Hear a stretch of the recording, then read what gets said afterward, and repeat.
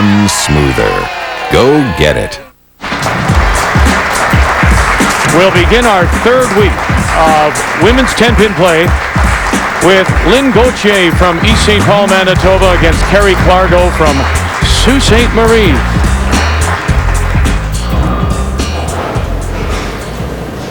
Gauthier comes in as the second seed. Bowls out of the Chateau Lanes in Winnipeg. Last week, of course, we saw a teammate of hers, a Manitoba teammate, in Sharon Tataryn.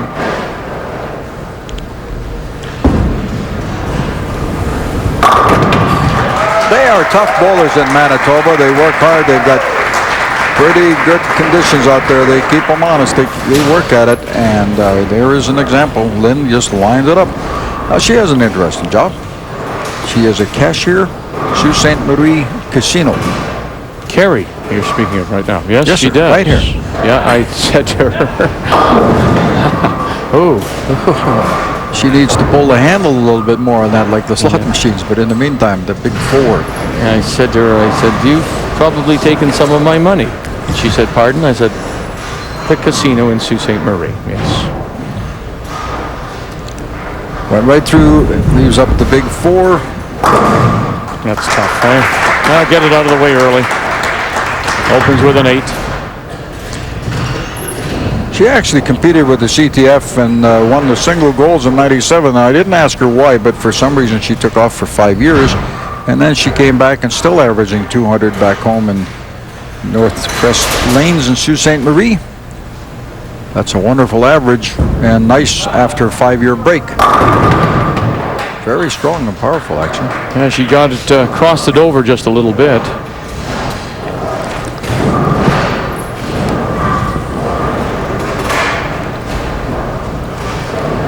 Bunch of good competitors. Excellent field this year in the competition.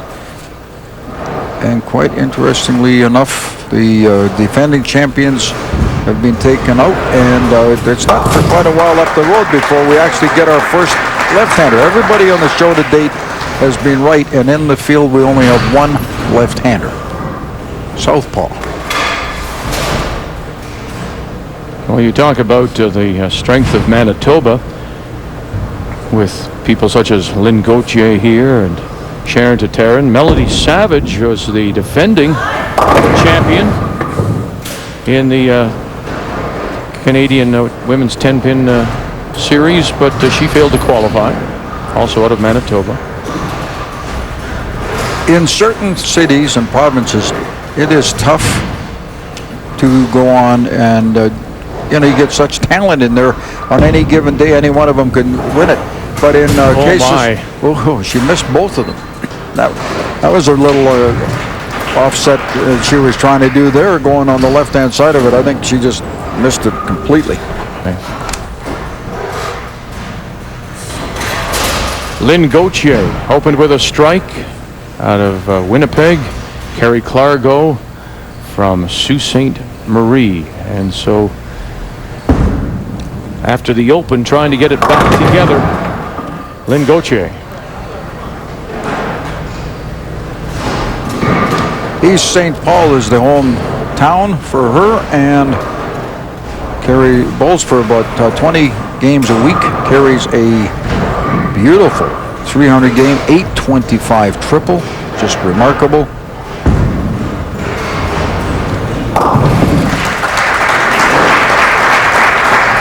£15 bowling ball. She won the 2006 CTF. This young bowler here carries a 210 average after taking off for 5 years.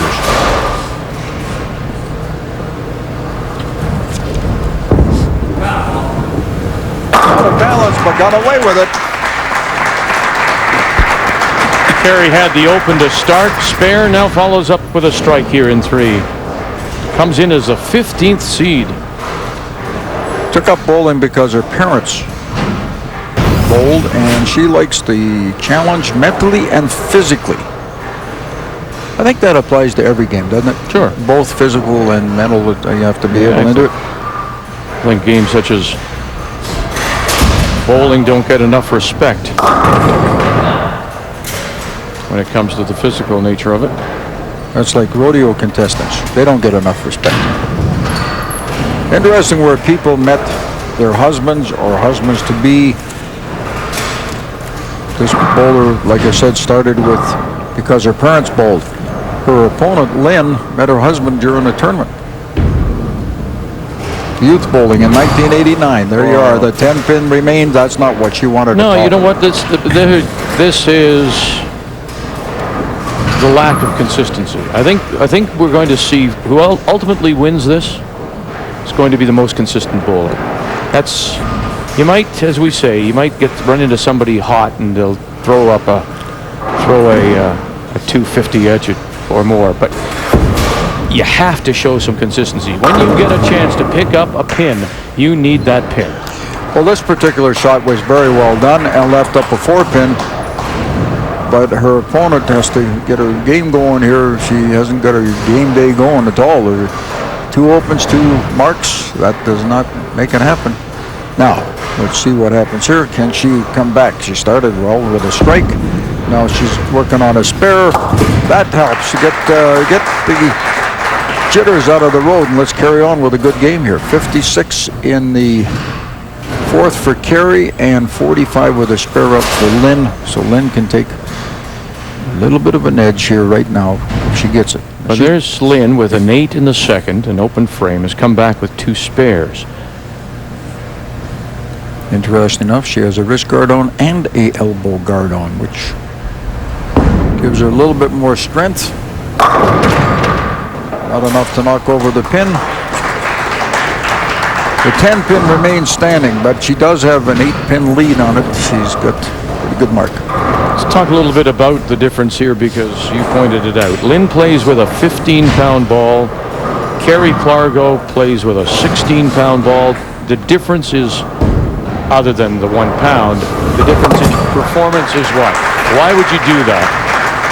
Well, you try to get the heavier ball that you can handle because you're trying to knock over 10 pins down there that could weigh 3 pounds, 6 ounces each, 3 pounds, 8. And you try to knock it over. However, you have to be able to control the bowling ball.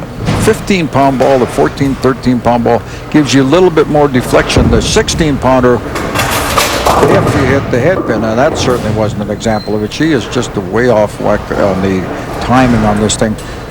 Got the ability and everything, but just not quite lined up the way it is. A little bit frustrating for her. You have to feel sorry when they are trying so hard and they know they've got the capabilities. Now watch what happens. Now if she could, here's an interesting thing, if she can make this spare, then she'll relax a little bit. And that's what it's all about. Take a breath and let the ball go and do the work. What a great job. Excellent.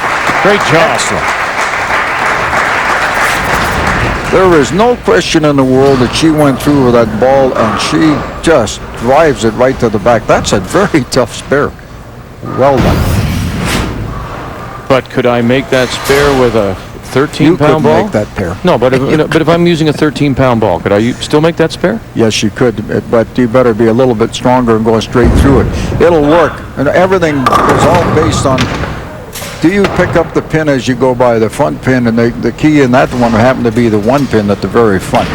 Where the lighter ball will come into play, and a lot of people, I remember Dick Weber, one of the greatest pro bowlers ever, when he was competing all the time, he was using a 16-pound ball. As he finished his career coming down, he still bowls, but as he was coming down on it, he would go into a 15-pound bowling ball to get the deflection. Now, she missed that completely. Okay, but wait a second now. She missed on this lane twice now in a row. Right. And let's remember those 2 pins when it's all said and done. There it is. The 10-pin doesn't even get touched on this thing. So this is like, I think you made the comment, you're playing down to your opponent. What she has to watch right now, she's up there, she has to keep her head into the game because even though she's leading, Lynne can't just watch what's happening to her opponent. She can't feel a little sorry for her. She has to go get the killer instinct out. It's tough to do because they're nice ladies and nice women. They like to talk and visit. But pay attention to your game because you've got one more match. If you win in advance, you got one more game before you go in. And again, both of them, this is like This is like giveaway. Both of them are not executing for the 10 pin at all, and this is not anywhere near the capabilities of these two competitors. So this will be, I mean, there's only 8 pins difference in this game, and it should be a walkaway at this stage.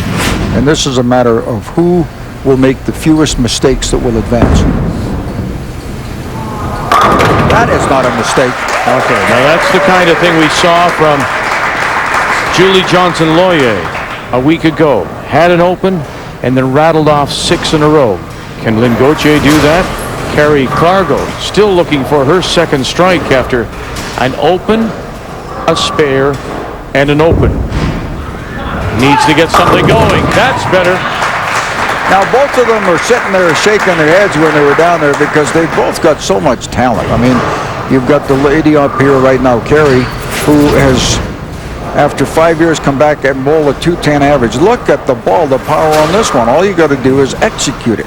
Both of them were sitting down there. We noticed Lynn shake her head when she was down there, and she was a little disgusted with herself, talking to herself. There she is. She's getting her mind into the game, and she came up with a strike. Now here's whoever gets the first double here. 3 up, 6. Pin is up there. Let's see what happens. We've got the 3, the 6, and the 10. Shaking her head a little bit. Shake it off and forget about it. Kari, who works at the Sault Ste. Marie Casino. She is a cage cashier there. You ever been to that one in your travels? You ever seen that one? No, sir, I haven't. It's a very nice casino, and just up from the train station.